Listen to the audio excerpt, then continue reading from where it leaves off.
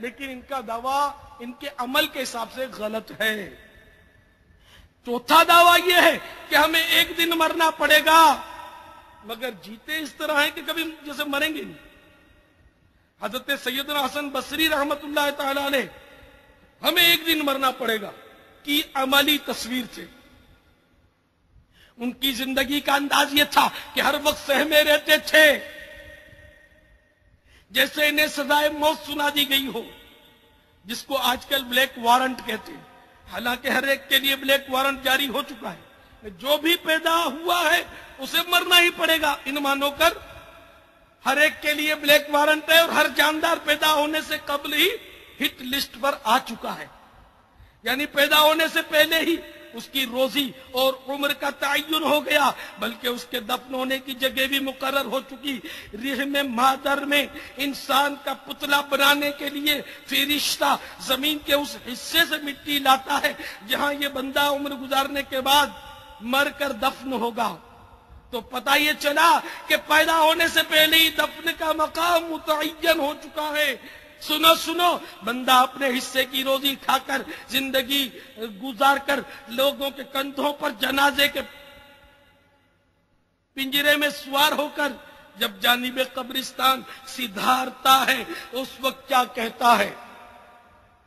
چنانچہ سرکار مدینہ قرار قلب و سینہ فیض گنجینہ صاحب معطر پسینہ باعث نزول سکینہ صلی اللہ تعالی علیہ وآلہ وسلم کا فرمان باقریر ہے، اس ذات کی قسم جس کے قبضہ قدرت میں میری جان ہے، اگر لوگ اس کا یعنی مرنے والے کا ٹھکانہ دیکھ لیں اور اس کا کلام سن لیں تو مردے کو بھول جائیں اور اپنی جانوں کو روئیں۔ جب مردے کو تخت پر رکھ کر اٹھایا جاتا ہے، اس کی روح پھڑ پھڑا کر تخت پر بیٹھ کر ندا کرتی ہے، اے میرے اہل و عیال، دنیا تمہارے ساتھ اس طرح نہ کھیلے جیسا کہ میرے ساتھ کھیلتی رہی۔ میں نے حلال اور غیر حلال مال جمع کیا اور پھر دوسروں کے لیے وہ مال چھوڑ آیا۔ اس کا نفع ان کے لیے ہے اور اس کا نقصان مجھ پر ہے، بس جو کچھ مجھ پر گزر رہی ہے اس سے ڈرو، یعنی عبرت حاصل کرو۔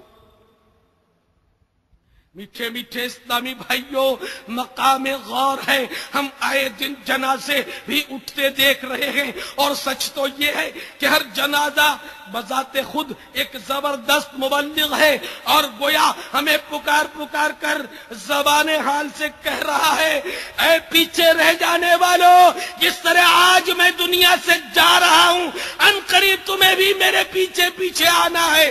یعنی جنازہ گویا ہماری رہنمائی کرتے ہوئے اعلان کر رہا ہے، جنازہ آگے بڑھ کے کہہ رہا ہے، اے جہاں والو میرے پیچھے چلے آؤ، تمہارا رہنما میں ہوں۔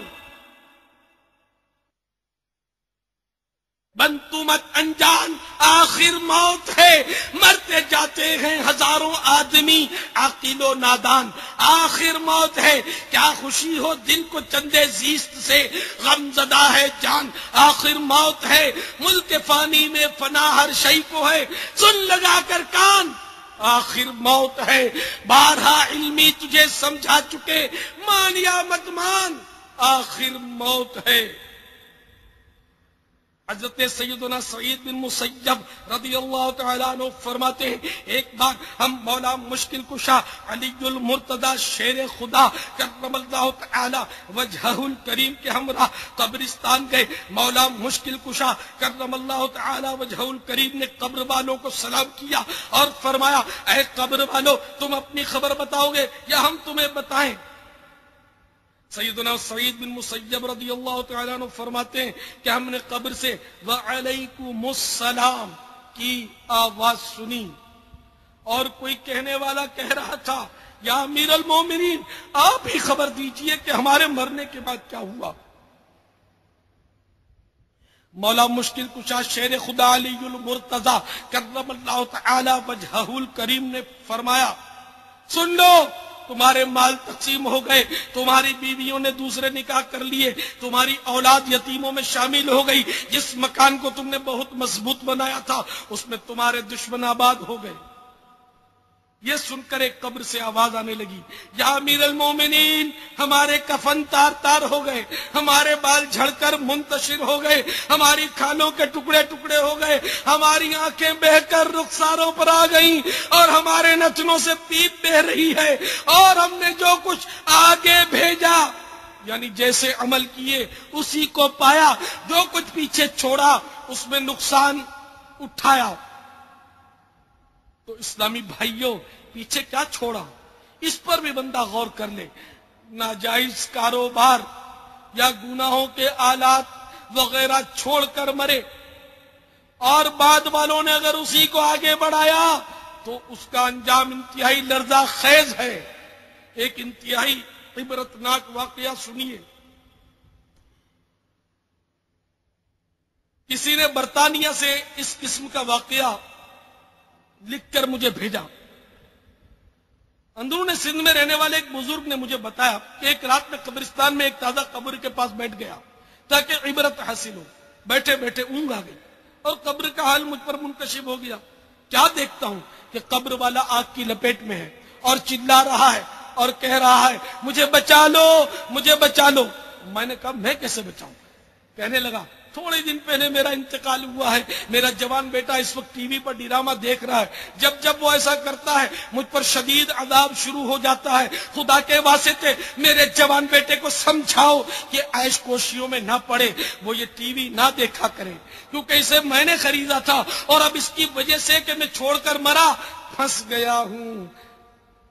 افسوس کہ میں نے اس کی دنیاوی تربیت تو کی لیکن اسلامی تربیت نہ کی، اسے گناہوں سے منع نہ کیا، اور قبر و آخرت کے معاملات سے خبردار نہ کیا۔ قبر والے نے اپنا نام پتہ سب کچھ بتا دیا۔ چنانچہ بزرگ فرماتے ہیں، میں صبح قریبی بستی میں واقع اس شخص کے مکان پر پہنچا۔ نوجوان نے رات فلم دیکھنے کا اعتراف کیا، پھر اس کو اپنا خواب سنایا۔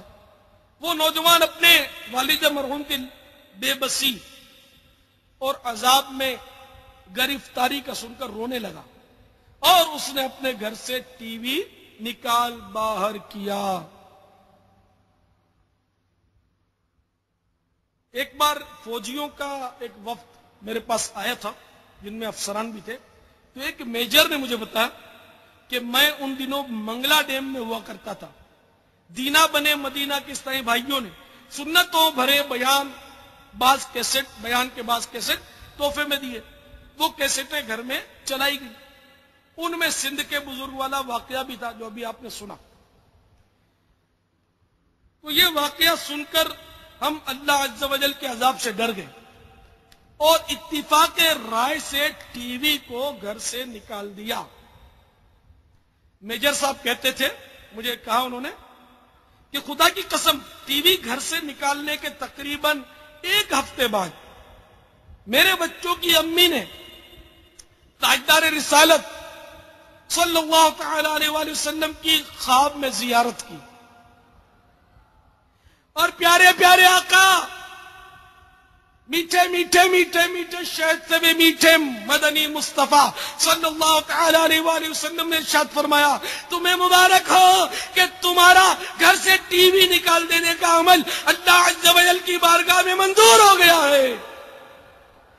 چھوڑ دے ٹی وی کو، وی سی آر کو، چھوڑ دے ٹی وی کو، وی سی آر کو، کر دے یوں راضی شہ ابرار کو۔